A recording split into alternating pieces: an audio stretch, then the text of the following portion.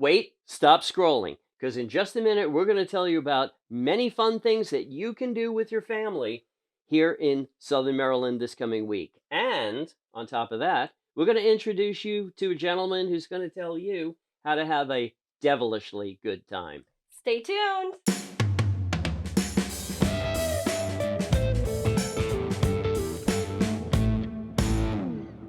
Hi, and welcome to the ArtsFam podcast. It's the only show of its kind that spotlights the arts and entertainment scene in Southern Maryland. We're your hosts, Lindsay Pomerank and James Lepore, and every week we're going to be bringing you a whole long list of fun things you can do this weekend in Southern Maryland. Plus, we'll introduce you every week to a guest. It'll be somebody from the performing arts or arts-related industry. Today's guest is great, but I'm not gonna. I don't want to give it away. Don't give it away. First, Lindsay, we should talk about the fun things that people can do. So, starting December 13th at the Newtown Players, they're still having auditions for Robin Hood, like we talked about last week. Oh, so we have one more chance. So if you didn't make it out to the first round of auditions, make sure you're at this one. And you know what? If you find that acting on stage is just not for you, there's tons of stuff you can do behind the scenes, and everybody at the theater works on a volunteer basis, and believe me, they're more than happy to teach you how to do something, or even if it's carry a piece of wood, so seriously. Okay, here's something really different, right? Okay. December 16th, there is a LOL Kids Comedy Crash Course. Ooh. Now, can you picture? I mean, we've both got kids. Yeah. I mean, our kids are funny to begin with, but can you imagine if they actually learn how to be funny? Harness it. Yep. I love that. This is at Funny Girl Productions, which is on Crane Highway in White Plains.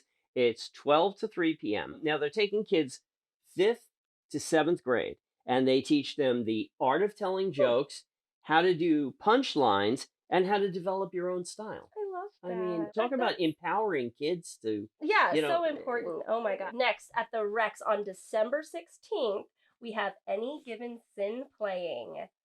Right? That's a good band, yeah. It's in Leonardtown. They are 4 guys who infuse metal, hard rock, and alternative into a dark, dynamic, and deep signature style of their own. That sounds pretty awesome, and it's going to be a really good time. The Rex was always a great, bar and restaurant and everything, but all of a sudden, man, especially this year, it has blown up. You know why? Because they opened that new performance space in the back, and everybody's climbing over everybody else to perform on that stage. They have comedy shows, which we'll be covering, and our buddy Reggie Rice, Super Magic Man, who will undoubtedly be performing there at some point when he gets back from his cruise. I know. Fancy guy that he is. Okay, December 15th, Funkzilla, which is live music at the Ruddy Duck. It's also going to be a pajama party with prizes for the most creative, most festive. The Ruddy Duck is good. It is. I've been going there for a long time. Carlos Llanos is the owner. The food is so good. Yeah. You know, I introduced Funkzilla at a music festival a bunch of years ago. That is so stinking cool. It's a good band. Oh my God, love that. They're having pictures with the Grinch at Chesapeake's Bounty in St. Leonard from 10:30 to 1:30. It's a fun fundraiser for Calvert Chaos Queens, a cheer team. It's a fundraiser, and you can get a professional picture with the Grinch by Amanda Park Photography. I mean, the Grinch, okay, I'll level with you. I think I said this last week. We're a Grinch household. Our kids, like Santa and Ms. Claus, it's okay. But the Grinch is where it's at. So. And now we pause for a musical break. You're a mean one, Mr. Grinch. No, I'm kidding. Okay. You don't want to hear that. All right, then at Anne Marie Gardens in Solomons, we have a winter wonderland with twinkling lights and nightly food and drink and shopping and all the fun things. I love that. It's a gorgeous place out there. Okay, I've got something you are not going to believe. What? Unless you've lived in the county for a while. Okay. On December 15th, Santa Claus is going to fly over towns. What? I'm not kidding. In a Nighthawk helicopter. What? Over St. Mary's Towns. It's going to be over Town Creek, Esperanza Farms, Oh my God. Chesapeake Ranch Estates up in Lusby, Leonardtown, Wildwood. Wow. Yeah, I don't even know what else to say about it. It's Santa in a helicopter. If that sold. isn't, yeah. Literally, right. like you had me at Santa. So December 15th, when you wake up in the morning, go outside and spend the whole day doing this. And eventually you'll see him. Finally, on my end of things, we have on December 14th in Waldorf, which is right near our podcast studio, we have a holiday paint party at the Hilton Garden Inn. Ooh. So, I mean, come on, that sells itself. Paint party? Paint party, holiday themed. There's going to be food and drinks. Like, you gotta go. You gotta go. December 14th. Wow, Christmas is getting close. Like, okay. Don't I know? All right, December 14th at 7:30 p.m.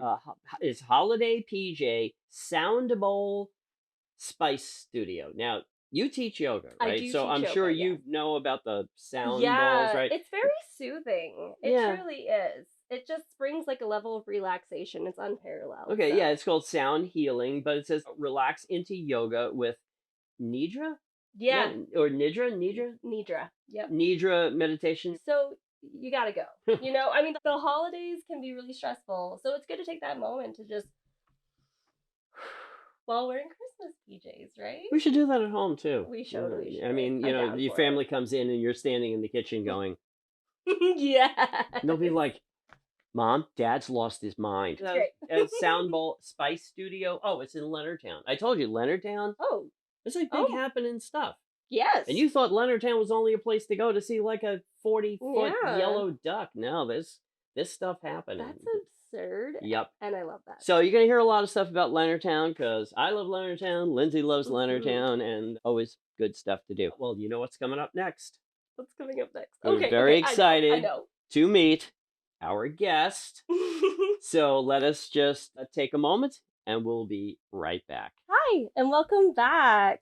We are here with our special guest, Mike Sokoloff of the Devil's Den Escape Rooms. Hey, Mike, thanks so much for coming. Yeah, thanks for having me. We probably should say off the top, because there are some people who think, oh, I'm very religious, I shouldn't go to the Devil's Den Escape Room. Wipe that out of your memory. It's not theologically based in any way, shape, or form. It's actually, where did Devil's Den come from? I actually started my college career at Duke, which are the Blue Devils, if you're familiar with their mascots. So ever since then, the 30 years or so that I've been associated, Devils has kind of come into play in a lot of my things. Coincidentally, I went to Freeport High School and the mascot was Red Devil.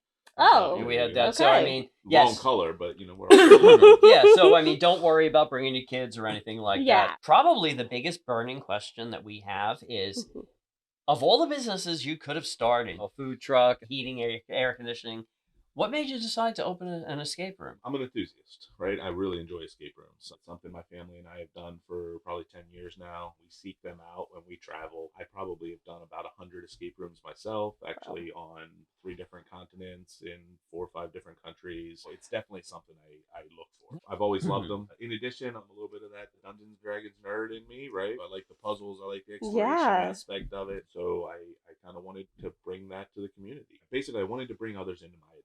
I wanted to get them hooked. You're an enabler. I am an enabler. But it's a good addiction, right? That's really what kind of drove me to it. I didn't know they were even around for like 10 years. You go back in the U.S. to about 2013 or so. Wow. That's right around the time we started doing them with the family. Back when my kids were 8 and 10 years old. It's been a great thing for my family along the way. We enjoy games and puzzles and that sort of thing. So it's just been a real good experience for our family, and we hope to introduce other families to the same. I hope this interview also will dispel a lot of misconceptions that people have. I myself have never done an escape room. Why? Because I felt awkward, or I have to go in this room with a bunch of strangers and I have to make small talk, and then we have to try to get out of the room. When we went over to see the Devil's Den, it was not like that at all. As a matter of fact, I was very pleased to hear that if you're just like 2 people, you can do 2 people in the room. You don't have to mix with strangers. All of our rooms are private. You want to book a date night? Absolutely. Come on by. It'll just be the 2 of you in the room. You want to book just for your family? That's fine. The 2 current rooms we have open both accommodate up to 8 people. So if you got your family, your daughter and son both bringing the boyfriend and girlfriend along, and you get to that 6 or 8 group, hey, come on. It's a great opportunity. Or a team building event. You got a small team. You want to bring them by. Businesses could bring employees. Absolutely. Yeah. When you said team building, I thought, that's right. Or for like a holiday, like team building event. We've seen a lot of that actually around this time. We had a group of nurses in on on Thursday afternoon. I'll have a number of folks from the Charles County Sheriff's Office in this evening. It's a great opportunity, and you really learn a lot about each other. And since we're dispelling misconceptions, another misconception I had is you're not actually locked in a room, are you? Yeah, that's right. The fire marshal's not a big fan of me locking people into rooms. There's definitely a danger aspect to that. If you can't get out, most escape rooms, they really don't lock you in, or at least there's a very obvious escape route of some sort out of the room. So we never lock you in. You were welcome to leave at any time. You just need to step out and get a breath of fresh air, or use the restroom or whatever. You're welcome to do that. We want you to have a good experience. Is the goal for each one of the rooms always to get out of the room? No, in fact, for our rooms, none of our goals are that way. So escape room's really kind of a misnomer. It's more of a puzzle room. You're solving a series of puzzles to solve the overarching puzzle for the room. So, for instance, the second room that we opened in August is a search for the Grail. So you're trying to protect Camelot, and you need to find the Grail to do so. Once you find the Grail and put it in place, it buoys the spirits of the defenders, and Camelot is saved, right? So the escaping the room is not really a thing in our rooms. Okay, that's so interesting. New fun fact. The most important part about a puzzle is something that provides a little bit of a challenge, makes you think differently, and ideally provides you with an aha moment at the end. Right? In the Devil's Den Tavern, for example, there's probably a total of about 12 to 14 puzzles, give or take, varying difficulty. Some of them super easy, some of them into far more challenging. But the idea is, out of those 14 puzzles, there's 5 just aha moments where you were not expecting that, right? Where you were just like, oh, I solved that puzzle. Oh my God, I can't believe that happened. Or I can't believe that worked. I love that. So that's what really kind of drives me. I want you to walk away from there going, oh, that was pretty cool. The best reaction we have is the, oh my God, when you get something jumping up and down, the Buddy the Elf, I know him.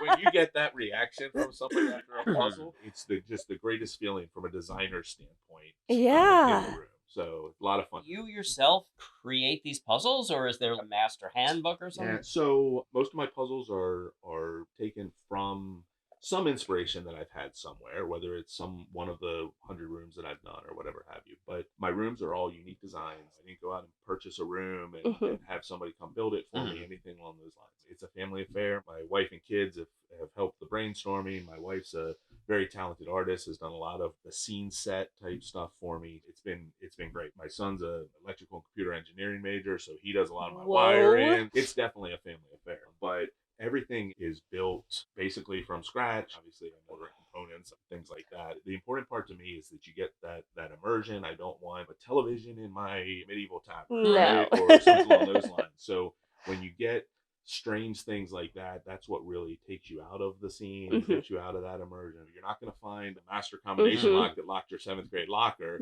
in my Camelot basement, right? Something along those lines. So that's where a lot of the challenge comes in too, is saying, okay, how do I make a 6th century AD combination lock? That's been a lot of fun and a lot of challenge, but it's definitely been a rewarding experience. Along those lines, if I could throw you a big, honest compliment, is being in these rooms is literally like being in Hogwarts. You feel like you've stepped into a different universe. You've textured the walls, and the detail you showed us with the floor being uneven because it wouldn't have been even back then.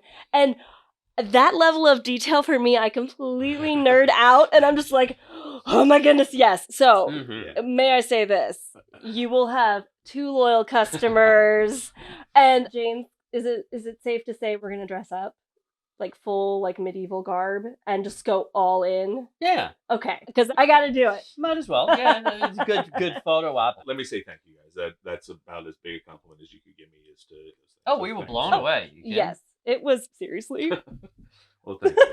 Thank you so much. What's the most surprising team dynamic you've come across, and how did that impact their ability to solve the puzzle? I don't know that I can necessarily put my finger on the most surprising, right? But I can tell you there's some definite traits to good solid groups. The ability to communicate, right? Very important. And the ability to kind of work independently in a team, if that makes sense, right? I know it's a little oxymoronic, but the ability to, when somebody solves a puzzle and it pops something open, you're like, hey guys, I got 3 things I just found. Here's a key. And they hold it up and immediately that key is snatched because somebody's like, I've been looking for that key. And then they go over and they start working on the thing. That's really important. On the flip side of it is the opposite of those things. If you have to all stand around and stare at one puzzle together, then you're going to likely struggle because there's 14 puzzles in an hour that you're Oh trying my to solve, gosh. you know, 14. or whatever, something like that. You know? Wow. So if you get stuck on one because you're all staring at this one thing, well, you may hurt yourself for time. Yeah. Or if somebody, I had a group of friends in the other day and they're working and there's one guy, he's up behind the barn, he's finding these things and I'm watching him. I'm like, man, that's, you know, all right, good. He's finding those. Those are important to the next puzzle or whatever. But he didn't tell anybody. So he's like, okay, yeah, I got that. And he puts it right back. And I'm just like, what?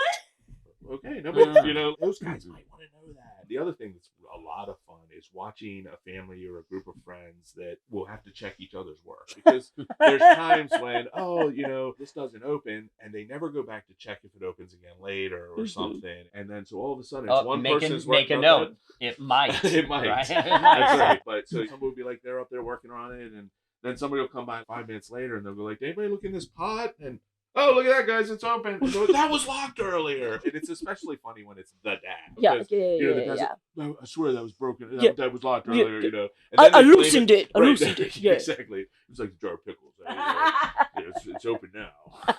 But so it's really funny to watch kind of that interaction. When you get to building more rooms, because you have the 2 right now, and then we talked about you were working on 2 more. Yep, there's 1 in process now, and then once I get that one built, and I can kind of break down my shop and turn my shop into the 4th room. Once you have them built or in the process of building, do you plan on doing beta testing? We have in the past. I have a kind of a core group who I know how they're going to go through and test things, right?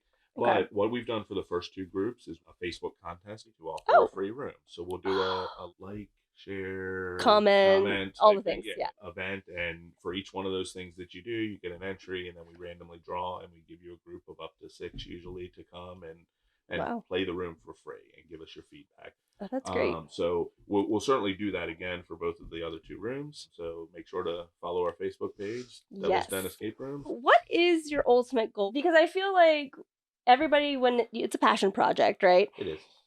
You always have that ultimate goal in the back of your head. This is where we're starting, but this is where we want to be. There's a couple of things that I want to do here, right? Ultimately, I'd like to get to the point where I've established a business that gives people an opportunity to have some entertainment in Southern Maryland, right? Exactly what you guys are doing, highlighting some of these things. We want to be a part of that, right? Yeah. Mechanicsville is a little bit of a no man's land for some of that stuff, right? Yeah. You know, yes, you have every fast food joint in the world in Mechanicsville. But if you want to do something with the family, you're going to La Plata or Waldorf or Leonardtown or Lexington Park, California. We'd like to fix that a little bit. That's awesome. But we also want to do other things in the community, right? We want to be a good employer, right? Yeah. So right now we have 6 employees. They're all part-time positions. With all due respect, nobody's paying their rent with their job at my place. But it's a great opportunity for that evening or weekend work. Yeah. So just a little something, and it's a fun position. Right. But then in addition to that, we want to be able to give back in other ways. We have a goal that next year we're intending to start up hopefully a scholarship fund. I'm a huge supporter of first responders and the military and that sort of thing. So we'd like to set up a scholarship fund. It won't be big dollars by any stretch, but just to help out. Yeah, just the fact that you're doing it at all. That's so awesome. I love when local businesses open up, and it's not just how can I make as many dollars for myself, but how can we actually make us part of the community? Because that's what sets local businesses apart from the Amazons and the Targets. Yeah, and I mean, we definitely got that sense when we came to visit too, that this is a fun place to go, but it's also giving back to the community. When you first start planning building escape rooms, is this something that you spend weeks sketching it out on paper? There's a lot of different ways that you go about it. I don't want to say that I'm typical in any way, shape, or form because I have a pretty atypical mind a lot of times.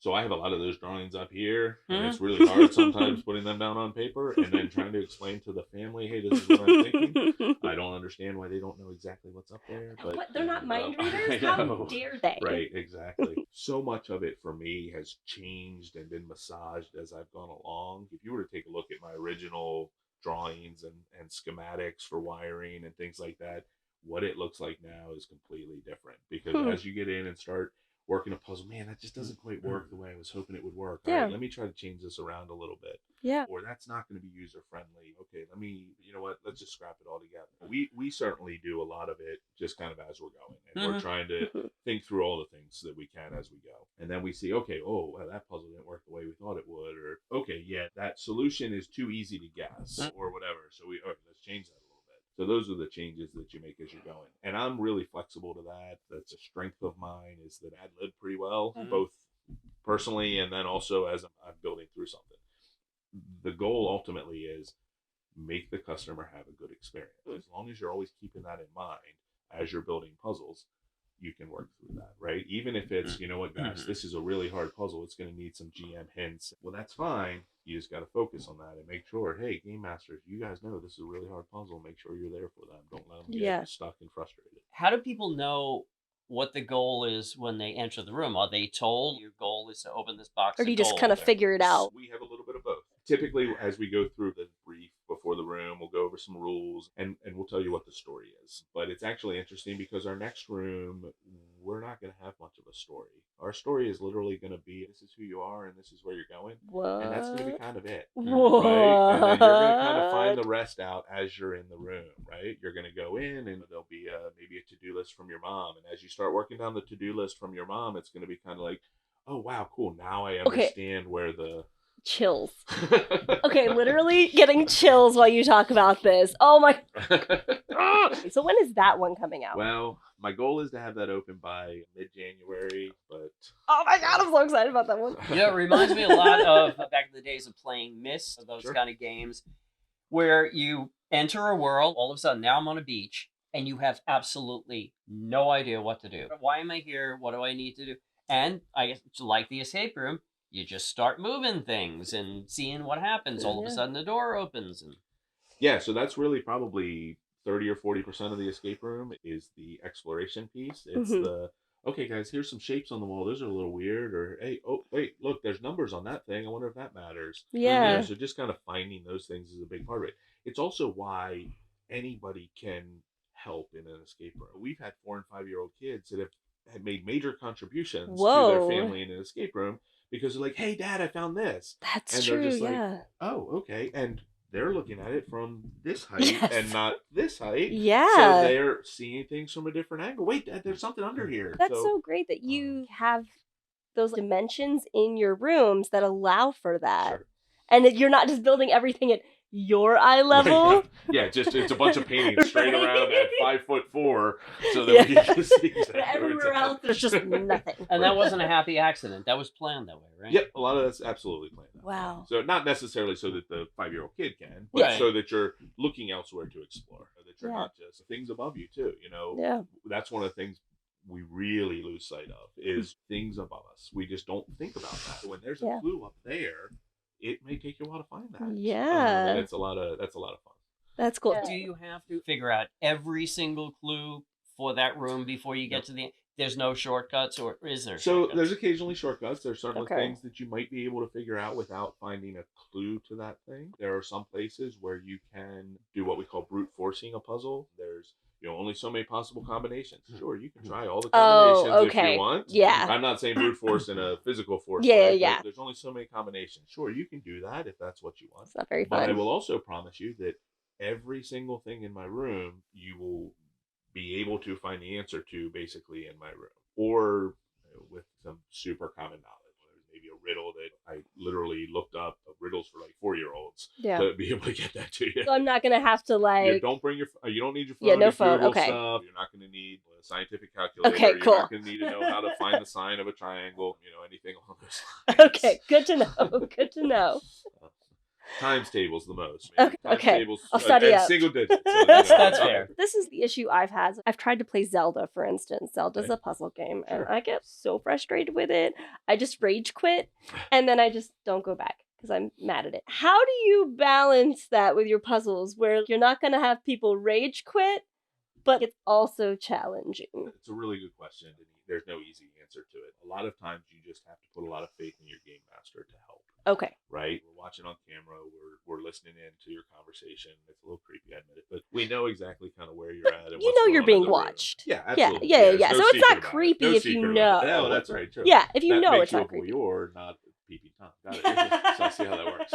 It's all in the framing. Right. You have to watch and go through. Because every group's going to be different, too. You will have one group that will come in and they will look at a puzzle and they'll be like, 6, 7, 4, 2. And you're just like, I designed that puzzle. I don't know how to do it that fast type thing. Yeah. And then you'll have a group that'll come in and be like, I have no idea even where to start on that puzzle. right? So you just got to feel that out. There's a fine line too between offering hints too soon or too often, and because that steals the challenge from the customer, and they don't get the opportunity to work through it. Yeah. But then you don't want to go too far past frustration, because then you get to the rage quit. And last thing I wanted somebody coming out, that puzzle was stupid, it was poorly designed or whatever. And I'm like, well, really? Because the last group had no problem with it. Maybe you were I'm not poorly saying designed. I'm not saying that something's wrong with you, but but you don't want that. You want them to feel like they're a part of it. And that's why, frankly, our game masters are so important. It's hard for them even to find the right tone sometimes and the right level. It's a conversation we have with every group before they go in. A lot of times we'll offer hints and tell them, look, if you don't want it, that's fine. Yeah. Get it. We'll back away until you're ready for it. Yeah. It's a real balancing act sometimes. Are there multiple difficulty levels then? Yeah, actually, our 2 rooms right now, the Devil's Den Tavern was specifically designed for beginners. Okay. To make it accessible, right? Just to give players like yourselves who haven't done an escape room an opportunity to come in and get a feel for what it is. In addition, you can win that room without seeing everything in that room. Interesting. For just that reason. Okay. However, we didn't want to push away our experienced players either. We actually built in a bonus puzzle line after you win the room, so that you're not, oh, guys, it was 22 minutes and we've solved the room. Yeah. Okay, well, now go to the bonus puzzle line. And some people will take 30 seconds to figure out the bonus puzzles, and some people will take 17 minutes. Wow. They get to, experience more of the room and go through a little bit more and see a little bit more of the room. But the beginner, who maybe doesn't get that far and it takes them 55 minutes to win the room, may never solve the bonus puzzle, but they still won the room. Yeah. So they get to leave with that success. That's great. So, are there any people who don't solve the room? For the Devil's Den Tavern, our escape rate is about 95%.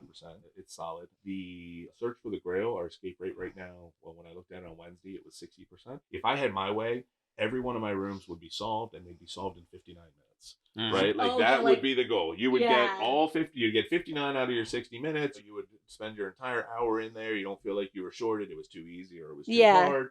But you would win the room and you would solve whatever was in there. So if you're not done at 60 minutes, the game master will tell you, time up? So generally, if there's no room immediately thereafter, you may get 62 or 65 minutes, depending upon what's going on, if you're close. If you're not close, then chances are a game master is going to come in and they'll say, all right, look, do you want me to explain what you didn't get to yet? Yeah. Or do you not? Because I certainly don't want to rob you of the opportunity to come back and try it again. But very few people are going to do that. Most people are going to be like, yeah, just show us what we're missing. It all comes down to that game master interaction as well. Yeah. Well, I hope a lot of people will watch this and do what I did and say, oh, this is not at all. I thought it was going to be scary. I thought I was going to get locked in. I thought I had to interface with strangers. Yeah. No, it's none of that. We really wanted to go after that adventure piece. Our first room was Devil's Den Tavern, my Dungeons and Dragons nerdiness. Yeah. So where does every good quest start?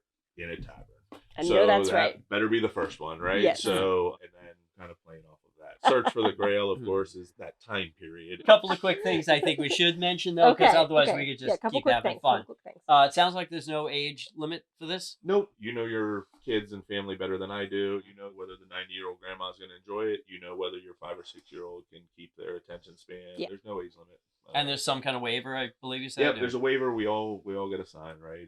My insurance company would be very angry at me if I didn't get them. It is a boilerplate waiver, so don't worry about the risk of death or dismemberment. It is very, very low. Okay. It is not 0, but it's very low. Address, hours of operation, and cost. Address 29190 Three Notch Road. We're right at Thompson Corner Road and Point Lookout Road in Mechanicsville. If you're familiar with the H&R Block building in the middle of Route 5, we're on the second floor of that building. Our website is devilsdenescape.com. You can get all the information you need for us on there. You can book your room right on there. All of our rooms are private. You're never in with another group. So what we do is we do a tiered pricing because of that. Okay. If you want to come for the date night, it's just the 2 of you. It's $40 a person. It is a 2-person minimum. For 3 or 4 people, we reduce the price to $35 a person. Okay. And then for 5 to 8, which is the 8-person maximum, for 5 to 8, we reduce it to $30 a person. Oh, that's great. Always discounts for first responders and veterans, including their families. The code is heroes_10 for 10% off the entire group. That's awesome. We've got a big surprise for you viewers. Yes. Okay. Yes. Send your name to either James at theartsfam.com or Lindsay at theartsfam.com. And at the end of 1 week, we're going to take all those names and, I don't know, maybe we'll have one of your kids stick their hand in a bucket or something Yeah, and pull it mean, out. that'd be adorable. That person is going to win, believe it or not, $50 gift card for Devil's Den escape rooms. Okay. I mean, that is so generous. Thank you. Thank you so much. Yeah. So, I mean, obviously, we appreciate you guys doing this, and we appreciate your viewers and readers. Thanks for coming. Thank you so much. And right after this, guys, we're going to be talking about musicians that you can go see this weekend in Southern Maryland. Stay tuned, guys. Welcome back. That was such a great interview with Mike, wasn't it? I mean, yeah, the questions. I mean, it's just so much to talk about because it's so different and unusual. I think people are going to think that too. They're going to say, yeah, this is something we've never done. Let's get in the car. And they're going to go. Absolutely. So, I mean, I feel like we were like fighting each other to ask more questions. And, well, Mike was very open to all our questions. And what about $50 gift card? That is very I can't get over it. Generous. And I did want to say, if email isn't really your thing, I know it's not really mine sometimes, feel free, DM us on our socials, the ArtsFam on Facebook, at We Are the ArtsFam on Instagram, or you can just comment below this video to enter to finish out our episode. We got to get to these musicians. So, what do you have, Linz? All right, so at the Port of Leonardtown Winery, we have just a whole calendar of musicians this month. Oh, good. They're going to have wine tastings available daily until 5 p.m. They'll have seasonal mulled wine, hot cider, spiked, my favorite kind. Well, it's a winery, right? On Saturday, December 16th, there's going to be Doc Lawn, and the food that day is Jamaican Grill, which sounds so good. And then on Sunday, December 17th, there is Swing Away playing, and there's going to be Linda's on the Go for the food that day. Cool. So what do you got that we should be looking out for? Okay, I want to tell everybody to watch this band.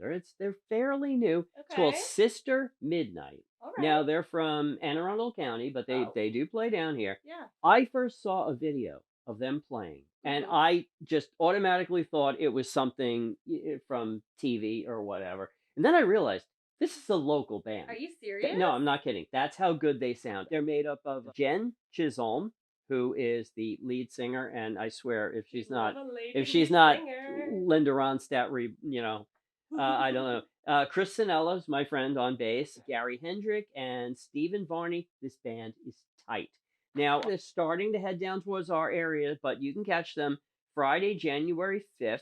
At the Wheelhouse Beer Garden in North Beach. Okay. I mean, that's not far away. I go there all the time. Saturday, January 13th at the Lord Calvert Bowling Center, Huntingtown. That's a nice place, by the way. Yeah. So Friday, February 2nd, Wheelhouse Beer Garden, also, again, in North Beach. And I know these are a little in advance, but I want you to start following Sister Midnight. You may want to go check them out in other towns, but they are coming this way, and Chris has said they'd like to come in and be a part of the podcast. So yeah, so you gotta start preparing and fangirling or fanboying now. Yep. So that when we have them on, you're like, Sister Midnight's on the ArtsFam podcast. That's right. And if you are a band or a singer and you've got gigs coming up, please let us know. Yeah, DM, email, comment. Any way you can get in touch with us. Give us a whole list if you want, Whole thing. We'll read it all. And at the end of every show, we'll cover as many as we can that week. Okay? Yeah, absolutely. And that wraps up this show, doesn't it? It does. As always, thank you so much, you beautiful humans, for joining us on the ArtsFam podcast. We'll see you next week.